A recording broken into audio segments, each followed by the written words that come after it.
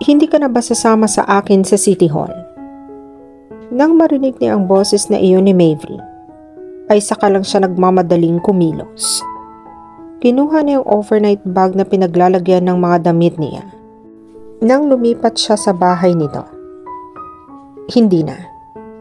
Sagot niya habang isa-isang tinatambak sa bag ang kaniyang mga gamit. Naisip kong unfair sa iyo kung manatili kang kasal sa akin. Samantalang iba naman talaga ang mahal mo. Ang tanga mo rin minsan, Mavericks. How could you love a woman who doesn't love you when I'm here beside you? Ready to love you. More than anyone could. At ngayon mo lang naisip yan? Napahinto siya sa ginagawa. Matagal na bang inaasam nito na sana? Ay noon pa niya naisip na tigilan na ang kalokohan nilang iyon. Hindi pa naman siguro huli para maitama natin ang mga ginagawa natin, Mavericks. Kaya nga siguro nangyaring hindi na i-file sa City Hall ang marriage certificate natin para makapag-isip-isip tayo na mali ang ginagawa natin. He didn't answer. Isinara niya ang zipper ng kanyang bag. At nang makaipon na ng sapat na lakas ang loob niya, ay saka lang niya nagawang harapin ito. At muntik pa niyang mabitawan ang bag dahil sa tila panghihina ng kanyang mga braso. Her heart just went out to him. Do you really want to leave, Lara? No. Yes. Paano na ang mana mo? Pinaghirapan mong makuha iyon. Ngayon ka pa aatras. Kung kailan malapit mo na talagang I don't really care about it anymore. Mas malaki naman makukuha ko sa parents ko. Kaya bakit ko pa iyon pag-aaksayahan ng panahon? Hindi ba? That wasn't your point when you come up to me and asked me to marry you. He was right, of course. Ngunit tama ang isang beses na idinamay niya ito sa gulo ng buhay niya. Well, we're not really married. So let's just charge everything to experience. I have to go. Salamat sa lahat na naging tulong mo, Mavericks. Hinding-hindi ko iyon makakalimutan. She walked past him before her defenses faded. Subalit iniharang nito ang braso nito sa daraanan niya. Kaya napigilan siya nito sa baywang. Umaasa na naman ang puso niya. Pipigilan ba siya nitong umalis? Kung sakali. Papayag ba siyang manatili sa piling nito? Kahit iba ang nasa puso nito? Oo. Mag-ingat ka. Pabulong na wika nito. Call me up if you need anything. Marahan siyang tumango. And then his arms slowly slipped away from her. Ilang minuto nang nakayuko sa kanyang manibela si Lara. Nang marinig niya ang mahinang pagkatok sa bintana ng kotse niya. When she looked up, she saw Sultan's face. He was motioning her to pull down her window. Sumunod naman siya. Illegal parking ka. Anito? Itinuro nito ang no parking sign sa gilid ng kalsada na kinaroroonan niya. Sultan, hindi ba pwedeng palagpasin mo muna ako? Kahit ngayon gabi lang. He was a member of the city's police force. At sa mga kwento ni Mavericks sa kanya noon, tungkol sa mga kaibigan nito, nalaman niyang si Sultan ang isa sa mga natitirang matinong pulis sa bansa. But she was just too upset to move. Sinubukan niya magbabad sa bar di kalayuan sa kinaroroonan niya. Ngunit siya na mismo ang nagsuko sa kaisa-isang shot na alak na in-order niya. Ano bang ginagawa mo rito? Gabi na. Umuwi ka na, Lara. Baka nag-alala na si Mavericks sa iyo. Mali ka. Si Hero iyon. Nabigla na lang sumulpot doon mula kung saan. May dala pang kupetang alak ito. Ang totoo, Kapapasok lang ng asawa niya sa bar na pinanggagalingan niya. Ha? Akala ko ba? Magpepiesta iyon sa paggaling niya sa munisipyo kanina. Hindi ba siya ang nagpapainom? Hindi naman siya natuloy sa munisipyo. Nilingon siya ni Hiro. Hindi ba Lara? How the hell did she know about all this? Nilingon niya ang pinanggagalingan niyang bar. Naroon si Maverick. Huwag niyo siyang hayaang maglasing. Hindi niya kaya ang alak. Nagkatinginan ang mga ito. Huwag ninyo akong uutusan sunduin doon si Maverick. He's not my husband anymore. Patuloy niya. Tila lalong nagtaka ang mga ito.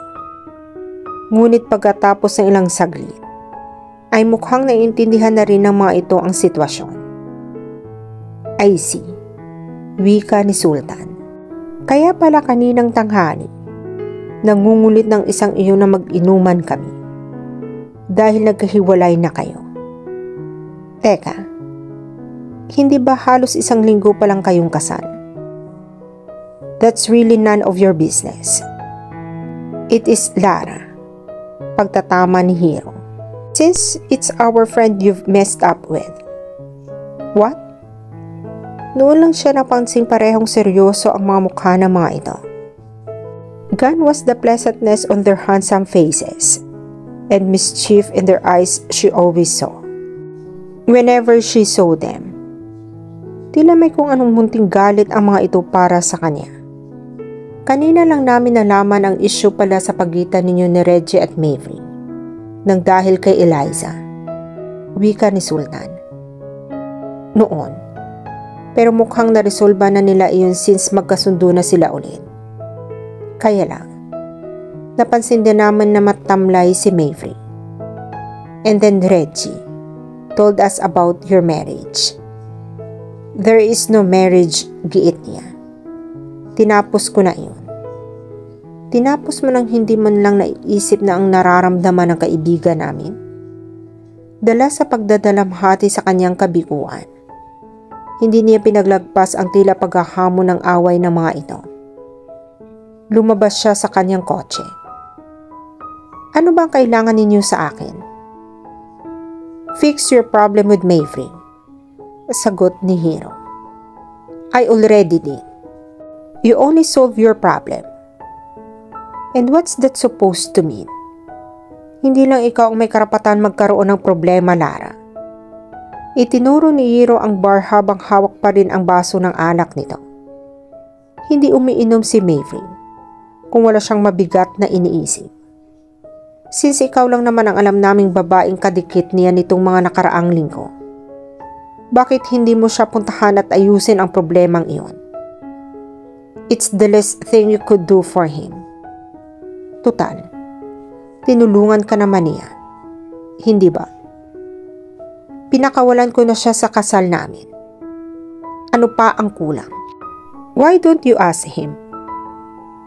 Ang sarap sipain ng mga ito.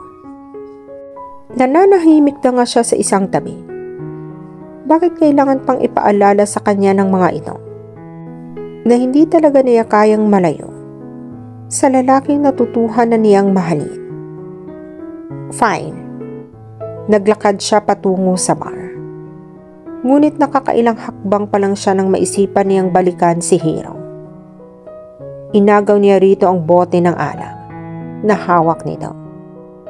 She needed some more guts at makakatulong ang alak na iyon. You shouldn't have drunk that. Hiro, nagbaon ka pa naman ba ng special juice mo? Sigaw ni Sultan. Malilintikan tayo nito kay Maverick. What the hell did you do to her? Boses iyon ni Maverick. Subalit hindi na niya nagawa pang lingunin ito dahil tila lumulubo ng ulo niya at lumulutang na ang kanyang pakiramdam. Ang sumunod at huling natatandaan niya ay ang paghalik niya sa sementadong kalsada. Nagising si Lara nang nakahiga sa malambot na kama sa loob ng malamig na silid. She remembered where she was. Iyon ang silid niya sa bahay ni Maverick. Napabangon siya nang wala sa oras. Kung ganoon, nasa bahay siya nito. Ano ang ginagawa niya roon? Nawalan ka ng malay kanina, kaya dinala na kita rito para magpahinga. Nilingon niya ang nagsalita. Maverick was sitting on the chair a few feet away from her bed. Binalot ng kakaibang kaba ang dibdib niya. Ang kaba na madalas na nararamdaman niya sa tuwing maalala ang gwapong mukha nito. Ang kaba na nakakapagpaalala sa kanya ng tunay na damdamin niya para dito. Bakit mo ininom ang experiment juice ni Hiro? Naikwento ko na sa iyo noon na hindi maganda ang initial effects niyon sa katawan ng tao. I feel fine, Maverick. Thank you for asking. Bumaba na siya sa kama. Totoo naman wala siyang ibang pakiramdam na maaaring naging epekto ng kanyang nainom. Subalit ang hindi mawala sa kanya ay ang sakit ng kanyang puso. Bakit dito mo pa ako dinala? Sana tinawag mo na lang ang pinsan ko para ibalik ako sa bahay namin. This is your home, Lara. This isn't my home. Seryoso pa rin ang mukha nito habang nakamasid sa kanya. Hinihintay niyang kontrahen nito ang mga sinabi niya, kahit isang beses lang. At buong pusong susunggaban niya iyon, upang gawing dahilan para hindi na niya kailangan lumayo rito. Iipitin niya ito para mapilitan itong tanggapin siya sa bahay nito. Tutal naman ay kayang-kaya niyang gawin iyon. She did it once. She could do it again. If he could just let her know he also wanted her to stay. Iba man ang babae na nasa puso nito. But he just kept his silence and his distance. Aalis na ako. Aniya pagtayo niya. Salamat ulit sa pag-aasikaso mo sa akin. Tumango ito ng marahan. At sa ikalawang pagkakataon, ay hinayaan lang siya nitong lumayo. She was beyond her as she walked out of the room and into the hallway towards the front door, towards her freedom. Pero sa lahat ng lalaya, tila siya ang pinakamalungkot dahil ayaw talaga niyang lumayo. Dapat ba siya na lang ang unang magsabi kay Maverick na ayaw niyang lumayo rito? Ngunit ano na ang gagawin niya kung sakaling tanggihan siya nito? Malinaw na sa kanya ang mga narinig niya ng umagang iyon habang kausap nito ang pinsan niya. He still loved Eliza. Mabibigyan pa kaya siya nito ng pagkakataon magkaroon ng espasyo sa puso nito? Nadaanan niyang isa pa niyang silid, ang kanyang studio. Kinuha niya sa katabing halaman na pinagtataguan niya ang susi ng silid na iyon. Pagpasok niya, ay agad na bumulaga sa kanyang mga ipinipinta niyang larawan. Ang iba't ibang mukha ni Maverick. He bit her lower lip as she touched the last painting she was working on before everything in her life turned upside down. Iyon ang nakangiting larawan ni Maverick. May suot na gagel ito at naghahandang lumusong sa dagat. Isang buong gabing ipininta niya iyon. Kitang-kita sa larawang iyon ang damdamin ng nagpipinta. Sa studio na iyon, inilabas niya ang kanyang kahinaan bilang babae. Ang kanyang naging kahinaan ay ang lalaking ito sa bawat larawang kanyang ipininta. Lara. Mabilis sa pinahid niya ang mga luhang naglanda sa kanyang mga pisngi at isa-isang iniligpit ang mga larawan. Kukunin ko lang ang mga ito. Pagkatapos ay alis na rin agad ako. Pakisara na lang muna ng pinto, Maverick. Isinarangan nito ang pinto. Subalit na natili ito sa loob ng silid. So, ito palang isa mo pang talent na tinatago mo sa akin. I'm sorry, but could you get out for a while? Ako na ang magliligpit dito. Huli na para itago niya ang mga larawan. Isa-isa na nitong dinampot ang mga iyon at pinakatitigan. Mas magaling ka pa kaysa sa anumang kamera na alam ko. Anito? I look good on this. Maganda kang subject. How she wish she didn't answer him. Tuloy ay nakabaling na ito sa mukha niya. Nasa mga kamay na nito ang ebidensya ng totoong nararamdaman niya Rino. Iyon ang bang dahilan kung bakit ako ang laging ipininta mo? Dahil maganda akong subject? Oo. Lara, pwede bang wag mo na akong tanungin, Maeve?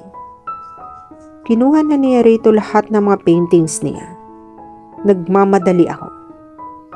Nang hindi na niya makayanan ang nararamdaman, ay mas pinili na lang niyang tumakas.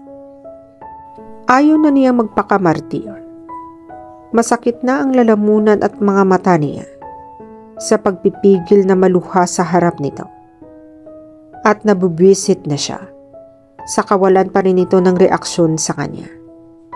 Samantalang naroon ang lahat ng mga dapat nitong malaman tungkol sa kanya. Hindi pa man siya nakakarating sa pinto nang maramdaman niyang may humulagpos sa kanyang leeg at nag-ingay iyon pagbagsak sa marmol sa sahig. Ang kwentas na ibinigay ni Maeve. Doon ko mawala ang puso niya. She rolled the canvas and whisked it to him as she could turn back to him. Bakit ayaw mo akong pigilan? Nakakainis ka na. Nakakainis ka na. Binayo ng binayo niya ito habang umaatras ito sa pag-iwas sa kanya. Panay ang pag-ilag nito sa hampas niya habang umuurong. Gusto mo namang umalis, hindi ba? Kaya hindi kita pipigilan. Ayokong umalis. Hindi mo ba yun nakikita sa mga mata ko? Paano ko makikita? Lagi kang nakayuko. At saka, malay ko bang ayaw mong umalis? Dapat sinasabi mo sa akin. Hahayaan naman kitang manatili rito. Itinigil niya ang paghampas dito. Only to find out the glint of mischief in his beautiful eyes was black. Pinagtatawanan ba siya nito? And as if hearing her silent question, the side of his sexy lips slowly turned into a seductive grin. Sa asar dahil parang hindi nito sinuseryoso ang nangyayari sa kanya. Muli niyang hinampas ito sa ulo.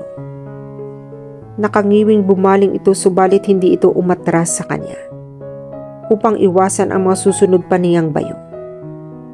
Mukhang natutuwa pa nga ito sa sinasapit nito mula sa kanya. His hair was already messed up when she got tired of pushing him. His cheek was redder than usual from her constant hitting. Hindi niya alam kung mumurahin ito o ilalagapak ang mga kamay nito sa mukha nito upang makabawi sa ginawa niya. Nawala na lang siya ng mapagpipilian nang yumuko ito at damputin ang nalaglag na kwintas niya. I gave this to you, wika nito. So please keep it safe. Marahas na inagaw na lang niya iyon dito. At nang lalayasan na niya itong muli, upang makapagmukmuk siya ng walang sinumang ang makakakita, pinigilan siya nito sa braso. His face was so close she was forced to look up at him. Her heart was racing like crazy once more. For the month she couldn't stop laughing. Since nasa iyo na yung kwintas, pwede bang sa akin ka na din? Halara, aalagaan kita ng gusto. Mamahalin kita ng higit pa sa buhay ko, gaya ng pangako ko sa mama mo. Natural lang na nagulat siya. Hindi iyon ang inaasahan niyang sasabihin nito. Although hindi na rin masama ang mga narinig niya. Kaya lang, totoo ba talaga ang mga sinasabi nito? I want to keep you forever, Lara, as my friend, as my constant enemy, my sweetheart, my lover, my wife. You don't want that. Why not? I already married you. Ifa-file na lang sa City Hall ang "You don't love me." Says who? Ikaw. Wala kong sinasabing hindi kita mahal. No, stop that. Hindi ako ang mahal mo, Mavericks. You just wanted to get even with my cousin because you were hurt when Eliza chose him over you. Nadagdagan na naman ang sama ng loob niya nang hindi ito makasagot. Para sa kanya, isang pag-amin ang katahimikan nito. Hindi naman niya magawang saktan ito. Masyado na niyang minahal ito para saktan pa ito. Hindi totoo iyan. Maya-maya ay wika nito. Talaga? Maniwala na sana siya rito kung hindi lang niya narinig ang mga sinabi ng pinsan niya ng umagang iyon. Sige, sabihin mo sa akin kung bakit pumayag ang isang katulad mong may malinaw na pag-iisip sa isang kasunduang umikot sa pera. Pero wala ka namang hiniling na porsyento. Because I never did want your damn money. So, then what was it that you wanted out of that damn deal? A distraction? Dahil masyado kang nasaktan sa pagpapakasal sa babaeng mahal mo, sa best friend mo? Lara, you didn't play fair, Mavericks. Nasa boses na ngayon ang pagsuko. Tama ng pagpapakamartir ito. Sa umpisa pa lang, alam mo nang lahat-lahat tungkol sa dahilan ng paglapit ko sa iyo at pag-aalok ng kasal. But you never mentioned anything to me about your plan. Para sana, nakapaghanda ako. What difference does it make? Because I've been falling in love with you. Pero kung alam ko lang na si Eliza pa rin ang mahal mo, hindi ko na sana hinayaan ang sarili kong mahalin ka. O kung sakali mang hindi ko pa rin mapigilan ang sarili ko, at least, wala akong ibang sisisihin kapag nasaktan ako. She brushed away the tears from her eyes. Hihintayin ko na lang sana na makalimutan mo siya dahil matyaga naman akong tao. I'm willing to wait for you. But you never said anything, Mavericks. Not even once. And I kept on falling for you. Sa sobrang sama ng loob niya, ay hindi na niya napigilan pa ang pagdaloy ng mga luha mula sa kanyang mga mata. Pati ang ginawa niyang paghampas dito sa kanyang mga braso ay wala ring lakas. But she kept on pounding him and kept on crying in front of him. I kept on loving you. Now I don't know how to stop it. I should hate you. I want to hate you. But I can't. Because I'm so in love with you. I know. Mahigpit siyang niyakap nito. At kahit halos hindi na siya makagalaw sa pagkakayakap nito sa kanya, patuloy pa rin siya sa pagbayo rito. Maibsan man lang ang nararamdaman niyang sama ng loob. Ayaw ko na sa iyo. Aalis na ako. Lara, please stop. Ayaw kong makikita kang umiiyak. Ayaw ko na sa iyo. Isusumbong kita sa tatay ko. Tatadta rin ka noon ng samurai niya.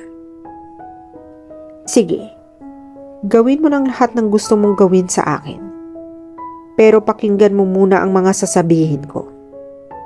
Kanina pa ako naghahanap ng tiyempo. Hindi mo naman ako binibigyan ng pagkakataong makasingit. Bukas na lang. Halos hindi na siya makahinga ng maayos. Ganoon yata ang pakiramdam ng mga hinihika. Ang sakit sa dibdib. Pero hindi isang karamdaman ang sakit niya. Uuwi na ako sa amin. I won't let you go. That has been my promise since I fell in love with you, Lara. No, don't say that. Si Eliza ang mahal mo. Not anymore. Siya pa rin ang mahal mo. Not anymore nga, Lara. Will you listen to me for once? No. Shut up, Lara. Naputol ang pagdadalamhati niya nang marinig ang sigaw nito. Sumigok-sigok siya. Good. Now listen to me. And listen very carefully. Hinawakan siya nito sa mga balikat niya. Oo. Kinakailangan ko lang noon ng distraction para makalimutan ko ang pagkabigo ko kay Eliza. At ikaw ang pinakamagandang excuse na nakita ko. Kaya tinanggap ko ang proposal mo nang walang ibang hinihinging kapalit. Nag-umpisa na naman siyang humigni nang ikulong nito ang mukha niya sa mga palad nito. Nang tanggapin ko ang alok mo, akala ko iyon ang distractions na kailangan ko. It was only when I kissed you after the wedding ceremony that I realized it wasn't the proposal that got me. It was you, Lara. Ikaw lang ang dahilan kung bakit nakalimutan ko si Eliza. I'm happy when I'm with you. Oo, magulo ka. Madaldal. Mukhang pera. At malala kapag tinamaan ka ng topak mo na mang-trip ng ibang tao. But that's what I love about you. The reason why I fell in love with you. Naaasar ako noong una. Dahil saglit pa lang tayo nagkita pero masyado ka nang naging independent sa iyo. Ang kasiyahan ng buhay ko. Isang ngiti mo lang. Kontento na ako. Every time you look at me, I wanted to smile. Nagmumukha na nga akong tanga minsan. And when I saw the ring on your finger, knowing you're mine to keep, nararamdaman ko kung gaano ako kasaya. Lara, pinilit ko pang sarili kong wala lang iyon, na natutuwa lang talaga ako sa iyo. At hindi ka naman talaga ganoon kaganda, Lara. Nang makawala ang isang kamay niya, ay nakatikim ito ng batok sa kanya. Muling kinuha nito ang kamay niya. Hinawakan iyon. Saka ngiting-ngiting nagpatuloy. Pero syempre sa sarili ko lang ang niloloko ko. Dahil para sa akin, ikaw ang pinakamagandang babaeng nakilala ko. Maraming kang flaws, but it only makes you perfect in my eyes. Habang tumatagal, ay lalo kong nararamdaman na lumalalim ang nararamdaman ko sa iyo. Sa gabi, kapag tulog na ang lahat ng tao sa bahay, lagi kong pinagmamasdan ang larawan mo sa sala. And it never fails to bring a smile to my face. And when I kissed you, I could feel I am a complete person. That's how much I love you, Lara. Kung gusto mo. Sige. Pakakantahin ko na rin ang favorite mong song, ang Humpback Whale, kapag nagkita ulit kami. Kung iyon ang ikakasaya mo. Tuyo na ang luha sa kanyang mga mata. Unti-unti na rin humuhupa ang matinding emosyong tumama sa kanya. Dahil sa mga narinig niya kay Reggie kanina. At ang lahat ng iyon, tila ulap na nahawi ang lahat ng mga hinanakit niya. And all that was left was the everything that also started all this. Love. That simple four-letter word, which could give anyone happiness or sadness, depending on how person could deal with it. And she wanted to deal with it with an open heart. After all, she still loved him no matter what. I don't want you to go, Lara. Kung ganoon, bakit hinayaan mo akong umalis? At kanina, kung hindi pa ako nabwisit, ay hahayaan mo na naman akong umalis. Ano? Nangako ako noon, hindi ba? Na hindi kita pakakawalan hanggat hindi ikaw mismo ang kusang lalayo. Kaya hindi kita pipigilan ng umalis ka. He gave out a deep sigh. Pero muntik na akong mabaliw habang pinapanood kitang palabas ng bahay kanina. I wanted to run after you and beg you to stay. Why didn't you? Ay kung manatili ka sa piling ko dahil naawa ka lang sa akin o pinagbibigyan mo lang ako. I know how much you want for freedom, so I gave it to you. Nagkibit balikat ito. Just one of the reasons I agreed to your proposal. Kinuha nito sa kanya ang kwintas at muling kinabit iyon sa kanyang leeg. Minahal ko si Eliza noon, ngunit hindi iyon kasintindi ng nararamdaman ko sa iyo ngayon. Dahil kung hinayaan kong makawala sa akin si Eliza, sa iyo ay hindi ko hahayaang mangyari iyon. Pagkalipas lang sana ng ilang araw, susunduin na kita. Ang kaso, nakita kitang nawala ng malay sa kalye kanina dahil sa inumin ni Hiro.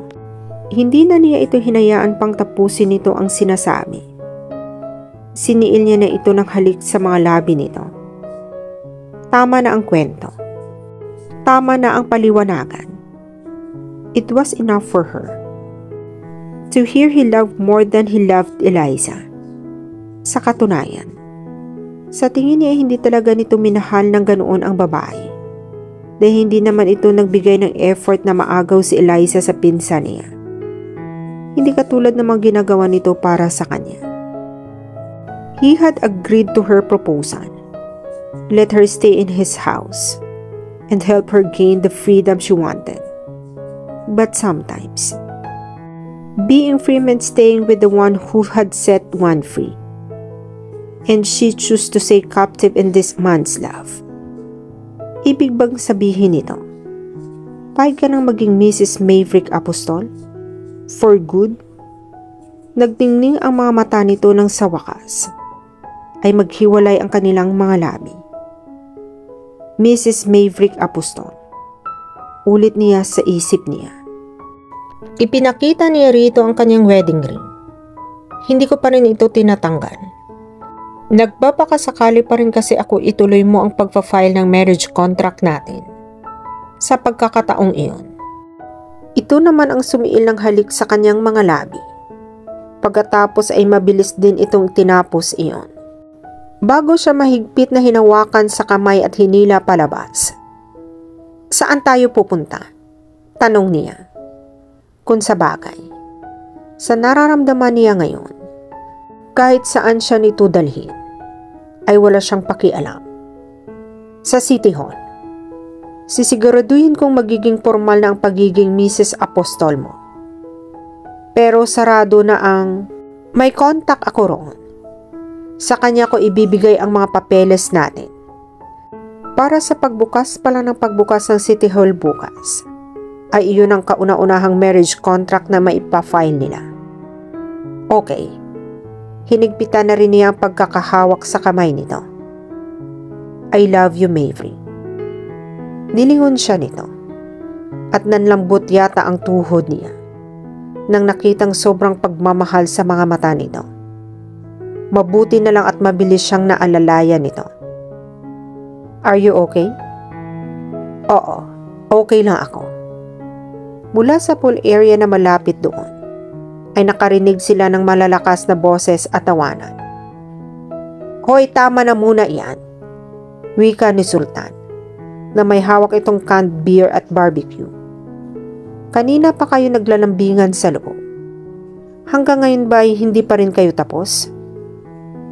Naroon ang lahat na kaibigan ni Maverick, kasamang asawa ng mga ito. Abala ang mga ito sa paghahanda sa tulong ng mga kasambahay ni Maverick. At dito na po nagtatapos ang buhay pag-ibig nila Lara at Maverick. Sana po ay may aral at inspirasyon kayong nakukuha sa pag-iibigan nila. At sana po, muli ninyo akong samahan sa susunod ko pang kwentong ibabahagi sa inyo. Muli, maraming salamat po. God bless everyone.